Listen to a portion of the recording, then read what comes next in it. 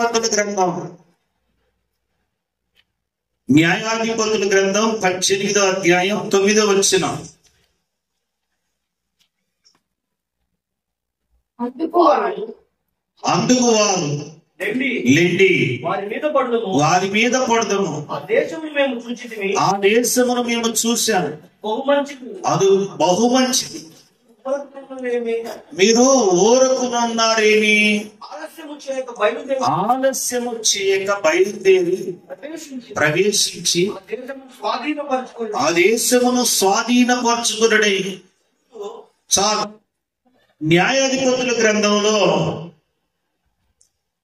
ఆలస్యం చేస్తున్నారు ఎందుకు?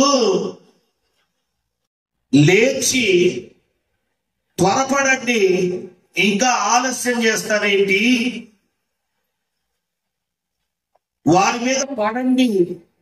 ఆ దేశాన్ని చూశాం, ఆ దేశము బహు మంచిది. ఆలస్యం చేయక బయలుదేరు వెళ్ళి అందులో ప్రవేశించి ఆ దేశమును స్వాధీనపరచుకోండి అని చెప్తున్నారు. చెబుతున్న వ్యక్తులు ఎవరు అంటే, బైబిల్ గ్రంథంలో న్యాయాధిపతులు 18:1 ఆ దినములలో ఇశ్రాయేలీయులకు రాజు లేడు, ఇశ్రాయేలీయుల గోత్రములలో ఆ దినము వరకు దావీయులకు స్వాస్థ్యము పొంది ఉండలేదు. ఆ కాలమున తాము నివసించుటకు తమకు స్వాస్థ్యము వెతుకుకొనుటకై వారు బయలుదేరారట. స్వాస్థ్యము లేదు, స్వాస్థ్యమును వెతుకుకొనుటకు దావీదు అనేటువంటి గోత్రము బయలుదేరింది. దాను గోత్రం, వాడిని దానీయులు అని పిలుస్తారు. దాను గోత్రానికి ఒక ఆశ ఉంది. ఏ ఆశ ఉందంటే, స్వాస్థ్యమును వెతుకాలి. దేవుని సన్నిధిలోకి వచ్చిన బిడ్డలకి వాక్యమును వెతకాలనే ఆశ, వాక్యము లోపల ఉన్నటువంటి జీవమును వెతకాలనే ఆశ, వాక్యము యొక్క స్పర్శ వారిని ఆవరించాలి, వారిని తాకాలి అని ఆశ లేని సైన్యము దేవుని జనాంగంగా ఉంటుంది ఈ దినాల్లో. అయితే వీళ్ళకి రాజు లేడు. చాలా ప్రమాదకరమైన పరిస్థితి. రాజు లేని జనాంగము, నాయకుడు లేని జనాంగము చెడిపోతారు, పడిపోతారు, పాడైపోతారు. నీకొక నాయకుడు ఉండాలి, నాకొక నాయకుడు ఉండాలి. అందరికీ నాయకుడు అనేవాడు లేకపోతే పాడైపోతారు. అందుకే సంఘానికి కాపరిగా ఒక నాయకుడిని దేవుడు అపాయింట్మెంట్ చేశాడు. ఆయా సంఘాలలో ఉన్న వారందరూ ఆ నాయకుడికి లోబడుతూ ఉంటే అప్పుడు దేవుడు అనుకున్నటువంటి విధానం జరిగింది.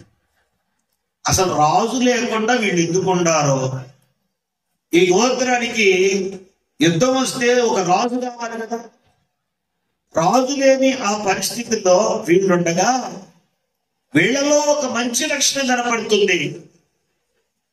స్వాస్థ్యమును వెతుకుచూ బయలుదేరారంట.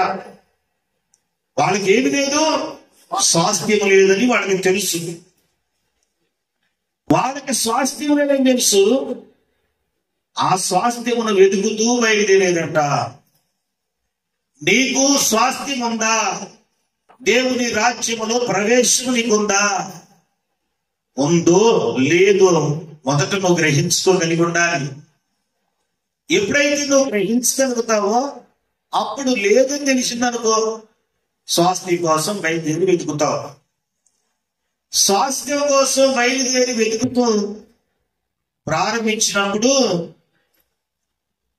ఆ దేశాన్ని సంచారం చేసి చూసి రావడానికి దాను గోత్రంలో, దాను వంశంలో ముఖ్యులైనటువంటి నాయకులుగా ఎంచబడే స్థాయి కలిగిన వాళ్ళని ఒక 5గురు ఎంచుకున్నారంట. 5గురు ఎంచుకుని మీరు వెళ్ళి మాకు స్వాస్థ్యమును వెతికి అక్కడ పరిస్థితులు ఏంటి, అక్కడ ఉన్నటువంటి విధి విధానాలు ఏంటి, చూసి మాకు చెప్పండి అని పంపించారు. దాను గోత్రంలో ఉన్న 5 నాయకులు బయలుదేరి వెళ్ళారు. దేనికోసం వెళ్ళారు? స్వాస్థ్యం కోసం. నీవు దేవుని సన్నిధికి వచ్చినప్పుడు మన దేవుడే మన స్వాస్థ్యం. బైబిల్ గ్రంథంలో అనేక రకాల స్వాస్థ్యాలు మన కోసం దేవుడు పెట్టాడు. మన కొరకు దేవుడు దీర్ఘాయువును దాచిపెట్టాడు. కీర్తన 21వ కీర్తనలో 3, 4 వచనాలు చదవండి. 21వ కీర్తన. శ్రేష్కరమైన ఆశీర్వాదాలతో దేవుడు మనల్ని ఎదుర్కొనుచున్నాడు. అతని తల మీద బంగారు కిరీటమును పెట్టి ఉన్నావు. ఆయుష్ నిమ్మని అతడు నిన్ను అడగగానే నీవు అనుగ్రహించావు. స్తోత్రం. సదాకాలము ఇచ్చు దీర్ఘాయువు చేత నీవు అతన్ని తృప్తిపరిచావు. ఇది బైబిల్ గ్రంథంలో దేవుని భక్తులకి దేవుడు దాచిన స్వాస్థ్యం. అర్థాంతరంగా చచ్చిపోవడం కాదు, ఎక్కువ కాలం బ్రతికి సాక్షులై దేవుని పనిని తొదమునిచ్చేవాళ్ళ వాళ్ళని దేవుని ఉద్దేశం. సదాకాలం నిలిచే ఓ దీర్ఘాయువుని నీ కోసం దేవుడు స్వాస్థ్యంగా పెట్టి ఉంచాడు. ఎప్పుడైతే ఆ స్వాస్థ్యాన్ని కనుక నీవు చూడగలుగుతావో, ఆ స్వాస్థ్యాన్ని నువ్వు వెతకగలుగుతావో, ఆ స్వాస్థ్యాన్ని దేవుణ్ణి అడగగలుగుతావో, ఖచ్చితంగా దేవుడు నీకు ఆ స్వాస్థ్యాన్ని ఇస్తాడు. సదాకాలం నిలిచే దీర్ఘాయువు అంటే ఇహలోక జీవితమే కాదు, మరణమే లేని శాశ్వత కాలం, యుగయుగాలు జీవించే కాలం నువ్వు బ్రతికుండాలంటే సదాకాలం నిలిచే దీర్ఘాయువు అనే స్వాస్థ్యం బైబిల్ గ్రంథంలో ఉంది. నేను జీవాహారాన్ని, నన్ను తినువాడు నా మూలంగా జీవించును అన్నాడు ఆయన. ఇదొక స్వాస్థ్యం మనకి. ఆయన జీవం కలిగిన వాడంట, ఆయన జీవాహారం అంట, ఆయన తినువాడు ఆయన మూలంగా జీవిస్తాడంట. నీ పితరులు మన్నాను తిని చనిపోయారు, కానీ నన్ను తినువాడు మరణము లేక ఎల్లప్పుడూ జీవిస్తాడు అంటున్నాడు. దేవునికి స్తోత్రం చెప్పండి. మన కోసం దేవుడు దాచిపెట్టిన స్వాస్థ్యం అది. ఆ స్వాస్థ్యం నువ్వు వెతకాలి. దీర్ఘాయువు అనే స్వాస్థ్యమును మనం వెతకాలి. ఏదేమో తప్పులు వెతకటం కాదు. ప్రతి మనిషిలో కొన్ని తప్పులు ఉన్నాయి. అసలు తప్పు లేనివాడు దేవుడు, పొరపాటు లేనివాడు, పాపము లేనివాడు దేవుడు తప్ప ఇంకెవ్వరిలోనైనా పొరపాట్లు ఉన్నాయి, తప్పులున్నాయి. దేవదూతంలో కూడా ఉన్నాయి. దేవదూతలలో లోపములను ఆయన కనిపెట్టుచున్నాడు. బైబిల్ గ్రంథంలో యోబు భక్తుడు సాక్ష్యం చెప్తున్నాడు. యోబు గ్రంథంలో సాక్ష్యం ఉంది.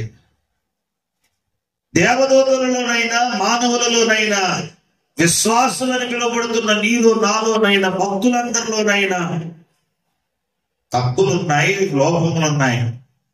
నువ్వు వాటిని కాదు వెతకాల్సింది. ఏం వెతకాలి? దేవుడిచ్చే జీవము, దేవుడిచ్చే స్వాస్థ్యము, దేవుడి ద్వారా వచ్చే దీర్ఘాయువుని నువ్వు వెతకాలి. దావీదు భక్తుడైతే అది వెతికి అడిగి కనుక్కుని ఇంకా అడుగుతా ఉన్నాడు. 27వ కీర్తన 4వ వచనం చూడండి. యెహోవా యొద్ద ఒక వరం అడిగాను, దానిని నేను వెతుకుచున్నాను. యెహోవా ప్రసన్నతను చూచుటకు ఆయన ఆలయములో ధ్యానించుకును. నా జీవిత కాలం అంతా నేను యెహోవా మందిరములో నివసింపగోరుచున్నాను. దేవునికి మహిమ కలుగును గాక. దేవుని దగ్గర ఒక వరం అడిగాడంట. ఏంటి ఆ వరం అంటే ఆయన ప్రసన్నంగా చూడాలి, ఆయన ఆలయంలో ధ్యానించాలి. ఇది దేవుడు మనకిచ్చిన స్వాస్థ్యం. అందరికి ధ్యానించడం రాదు. మొదటి కీర్తనలో రాయబడింది కదా, దివారాత్రములు దేవుని ధర్మశాస్త్రమును ధ్యానించే తగిను. కానీ ధ్యానం అందరికి రావట్లేదు.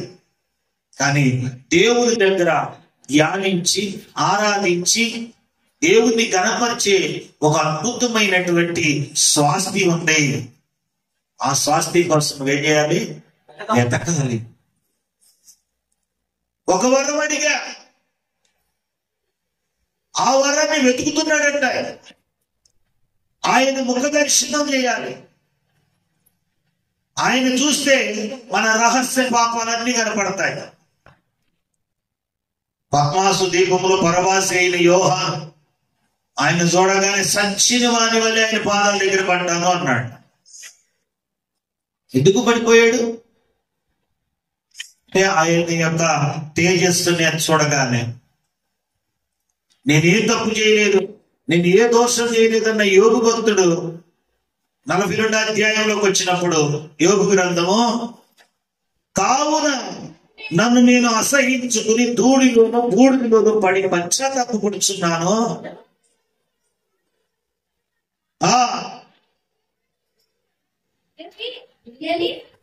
మా 5వ వచనం చదవండి. వినికిడి చేత నిన్ను గూర్చిన వార్త నేను వింటిని, అయితే ఇప్పుడు నేను కన్నులారా దేవుణ్ణి చూస్తే బూడిదలో పడే బతికే మనకు వచ్చేసింది. స్తోత్రం చెప్పండి. చాలా మంది నీతి కలిగిన వాళ్ళు ఉన్నారు, న్యాయం కలిగిన వాళ్ళు ఉన్నారు, ధర్మం కలిగిన వాళ్ళు ఉన్నారు, పవిత్రులు ఉన్నారు. అందరిని తప్పుపట్టే పరిశుద్ధుల గుంపు ఉంది.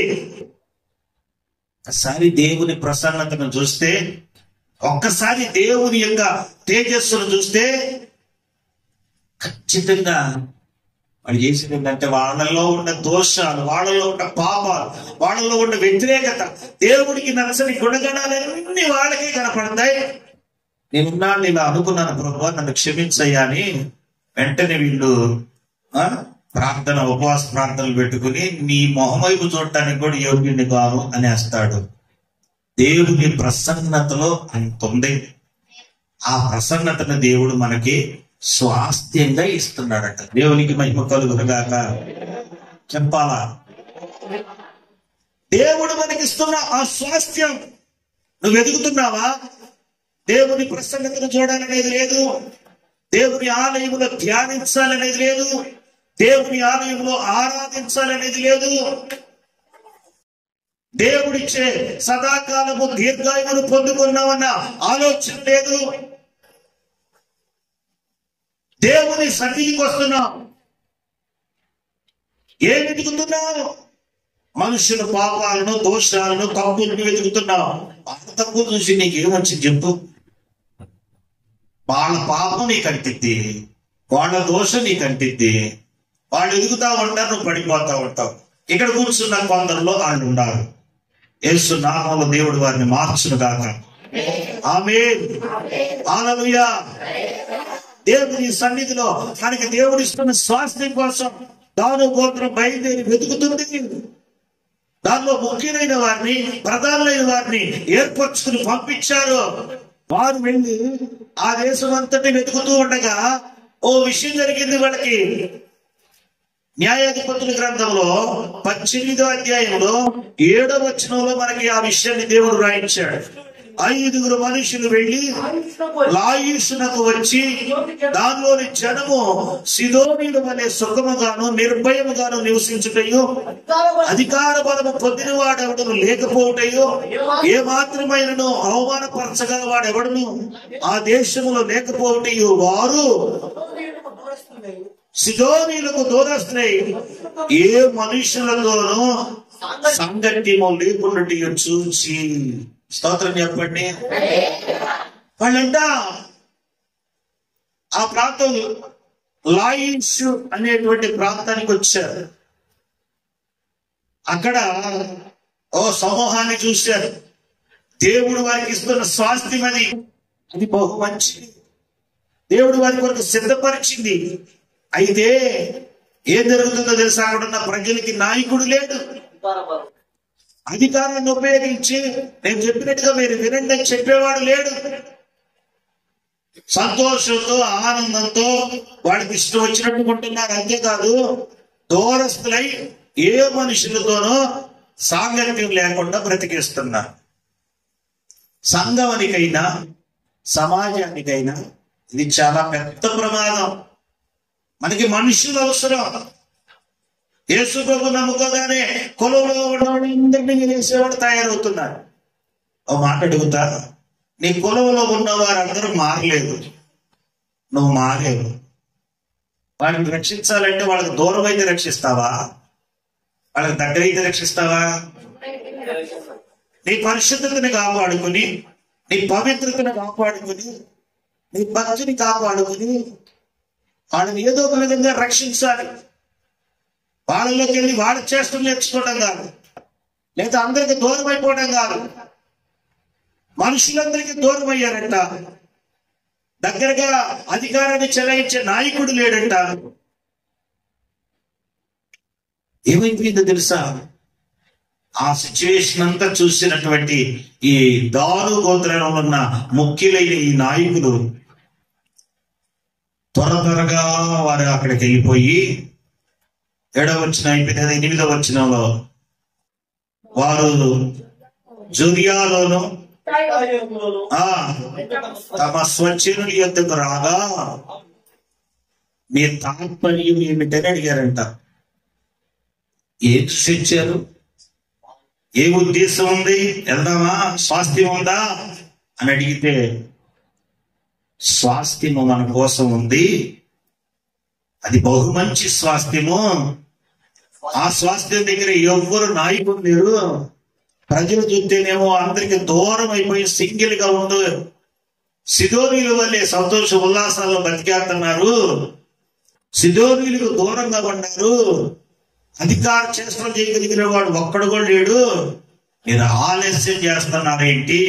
త్వరపడండి అన్నాడు. దేవుడికి మహిమ కలుగునుగాక. ఆలస్యం చేస్తే నీ స్వాస్థ్యం పోయింది. ఆలస్యం చేస్తే నీకు వచ్చే స్వాస్థ్యాన్ని ఎవరైనా ఆక్రమించుకోవచ్చు, నాయకుడు లేకపోవచ్చు. ఇంకా ఆలస్యం చేస్తారేంటి? లేండి, మనము వెళ్ళి వారి యొక్క దేశం స్వాధీనం చేసుకుందాం, అది బహు మంచి దేశం అని చెప్పేశారు. దేవునికి మహిమ కలుగునుగాక. దేవుని బిడ్డలారా, నాయకుడు లేని జనులు పాడైపోతారు. నాయకులు వెళ్ళి చూసి వచ్చి చెబితే అనేక మంది స్వాస్థ్యం పొందుకోవడానికి ముందుకెళ్ళారు. కత్తులు, ఆయుధాలు తీసుకుని స్వాస్థ్యం కోసం ప్రయాణం చేశారు. నీవు ముందుగా నమ్ముకున్న వ్యక్తివి గనక, నీవు నాయకుడివై నాయకురాలువై ఈ స్వాస్థ్యం గురించి, ఇక్కడ జరుగుతున్న స్వాస్థ్యంలో ఉన్న వివరాలు బాగా చూసి గ్రహించి వెళ్ళిపోయి స్వాస్థ్యాన్ని చూడని జనులకి స్వాస్థ్యం గురించి చెబితే వాళ్ళకి స్వాస్థ్యం మీద ఆశ గుర్తించిన వ్యక్తి అవుతావు. స్తోత్రం. ఒక స్వాస్థ్యం నమ్ముకున్నవాడు, నీవు నీవు నీవు ముందుగా దేవునిని నమ్ముకున్నావు. ఆలస్యం చేయక దేవుని స్వాస్థ్యాన్ని, దేవుని గ్రంథంలో ఉన్నటువంటి ఈవులను నువ్వు కనులారా చూసి వాటిని అనుభవించి నువ్వు గనక వెళ్ళి స్వాస్థ్యం కోసం ఎదురు చూసే నశించిపోయే జనాంగానికి నీవే కనుక స్వాస్థ్యం గురించి వివరంగా చెప్పగలిగితే అనేకులు ఆ స్వాస్థ్యం కోసం ఆశపడి స్వాస్థ్యాన్ని పొందుకోవడానికి యుద్ధ సన్నద్ధులై ముందుకు వస్తారు. దేవునికి మహిమ కలుగునుగాక. వీళ్ళు వెళ్ళారు, ఆ విషయం చెప్పారు. ఆలస్యం చేస్తే ఏమైందంటే మనకి స్వాస్థ్యం పోయింది. ఆలస్యం చేయొద్దు. రక్షించబడటానికి ఆలస్యం చేయొద్దు. దేవుని సన్నిధికి రావడానికి ఆలస్యం చేయొద్దు. దేవుని వాగ్దానాన్ని పొందుకోవడానికి ఆలస్యం చేయొద్దు. దేవుని కృపను పొందుకోవడానికి ఆలస్యం చేయొద్దు. ఆలస్యం అనేది ఇక అమృత విషం అయిపోయిందండి. అలాంటి లక్షణం మనకు వద్దు. దేవుని స్వాస్థ్యం కోసం మనం ఏం చేయాలంట? ఆ పరుగులు తీసే వ్యక్తిగా ఉండాలి. అక్కడ నుండి వచ్చారు. ఆలస్యం చేయకుండా వాళ్ళు పరుగులు తీసుకుంటూ వచ్చారు. వచ్చిన వాళ్ళు వారందరిని చంపి ఆ దేశాన్ని స్వాధీనపరచుకున్నారు.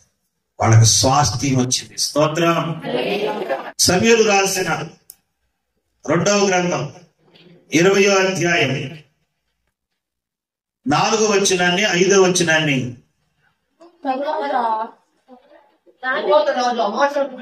రాజు అమాశాను పిలువనంపి 3 దినములలోగా నీవు నా దగ్గరికి యూదా వారినందరినీ సమకూర్చి ఇక్కడ హాజరు కమ్మని ఆజ్ఞాపించాడు.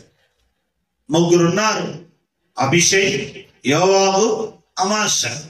ఈ 3 సైన్యాధిపతులుగా పెట్టారు. యోవాబుని అభిషేక్ని పక్కన పెట్టి అమాశా అనే వాడిని పిలిచి, దావీదు 3 దినాల్లోగా యుద్ధ వీరులందరినీ నా దగ్గరికి సమకూర్చు అని చెప్పాడు. దేవునికి మహిమ కలుగును గాక. ఆ అమాశా యోధా వారిని సమకూర్చునికై వెళ్ళిపోయాను. అతడు ఆలస్యము చేసినందున అతనికి నిర్ణయించిన కాలము మీరిపోయినప్పుడు దావీదు అభిషేకుని పిలువనంపి బిక్రీ కుమారుడైన షేబా, అబ్షలోము కంటే మనకు ఎక్కువ కీడు చేయను, ప్రాకారములు గల పట్టణములకు వచ్చి మనకు దొరకకపోవునేమో కనుక నీవు నీ ఏలిని వాని సేవకులను వెంట పెట్టుకుని పోయి వారిని తరిమి పట్టుకుని చంపమని ఆజ్ఞాపించాడట. దేవునికి మహిమ కలుగును గాక. షేబా అనేవాడు ఒకడు ఉన్నాడు. వాడు బెన్యామీను గోత్రంలో వాడు పనికి మాట్లాడేది మొదటి వచనం చెబుతుంది. వాడు దావీదు యందు మనకి పాలిభాగస్తులు ఏమి లేవు, దావీదు వేరు మనం వేరు. మన గోత్ర నాయకుడైన సౌలు యోనాతాను చనిపోయారు. దావీదులో మనకి స్వాస్థ్యం లేదు, భాగం లేదు. దావీదుకి మనకి బంధం లేదు. ఎవరికి వారు వెళ్ళిపోండి అని బెన్యామీను గోత్రంలో ప్రకటన చేశాడంట. ఆ ప్రకటన విని దావీదుని హత్తుకోవడానికి వచ్చిన వాళ్ళు, దావీదుతో కలిసి యుద్ధ సన్నద్ధులై నడవలసిన వారు, దావీదుని చేర్చుకోవాల్సిన వాళ్ళు దావీదుని విడిచిపెట్టి వెళ్ళిపోయారట. దేవునికి మహిమ కలుగును గాక. ఇది సన్నివేశం. అప్పుడే అబ్షాలోము చనిపోయి దావీదు బాధలో ఉన్నాడు.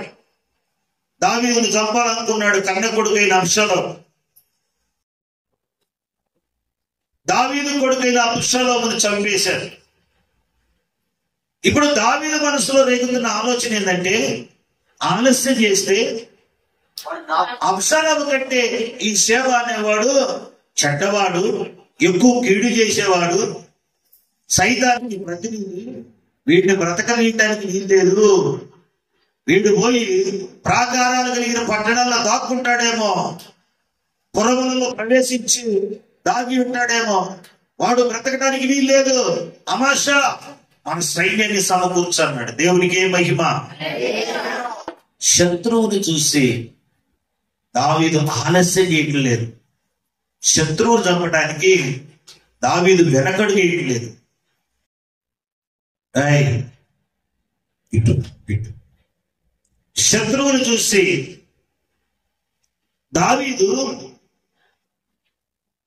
అమాశాను పిలిచి, త్వరపడండి, 3 దినాల్లో కార్యం జరగాలంటే అమాశా ఆలస్యం చేశాడంట. ఆలస్యం వల్ల ఏమైపోయిందో తెలుసా? అతనికి ఇచ్చిన ఆ పదవిని మళ్ళా వేరే వ్యక్తిని పిలిచి అతనికి ఇచ్చేసి. ఆలస్యం చేసేవనుకో దేవుని విషయంలో, నువ్వు ఆలస్యం చేసేవనుకో నీకుండది. ఆలస్యం చేసేవనుకో శత్రువు వెళ్ళి ప్రాకారాలు కలిగిన పట్టణాల్లో దాక్కుంటాడు. అని చంపడం నీ వల్ల కాదు. దొరికే సమయంలో ఏం చేయాలి? అని చంపేయాలి. ప్రాకారాలు కలిగిన పట్టణాల్లో శత్రువు వెళ్ళి దాగి ఉన్నప్పుడు ఆ ప్రాకారాల లోపలికి వెళితే నీకే కష్టం, వాడు దొరకడు. 8వ వచనంలో రండి. వారు గిబియోనులో ఉన్న పెద్ద బండ దగ్గరకు రాగా ఆ తమాష వారిని కలయవచ్చును. యోవాబు తాను కట్టుకున్న చొక్కాయకు పైన బిగించి ఉన్న నడికట్టుకు వరగల కత్తి కట్టుకొని ఉండగా కత్తి నేల పడింది. అమాశతో ఆ సహోదరుడా క్షేమంగా ఉన్నావా అనుచు అమాశను ముద్దు పెట్టుకున్నట్లు ఆ గడ్డం పట్టుకుని చూడకను కాపాడుకునే ప్రయత్నం చేయకపోగా కడుపులో దాన్ని గుచ్చెను. కడుపులో ఎప్పుడైతే గుచ్చాడో అప్పుడే అతని పేగులు నేలకు జారి ఆ దెబ్బతో అతడు చనిపోయిన. ఆలస్యం చేస్తే ఏమొచ్చిందండి? ఆలస్యం చేసేవనుకో మరణం.